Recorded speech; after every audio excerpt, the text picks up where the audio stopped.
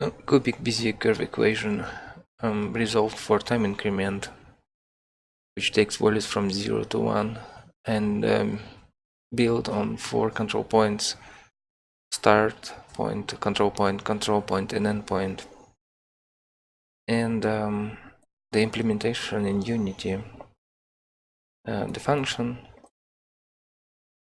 4 points which we find at the start of the script, time increment, which will be changing from 0 to 1, update position of object and increment. And this is quadratic Bezier curve equation, which is modified to look more canonically. That's how it works. This is just canvas text items, and this is just a picture of a cross for illustration. The trail object, which would move from this position to this and then draw a curve, to which is attached a charter.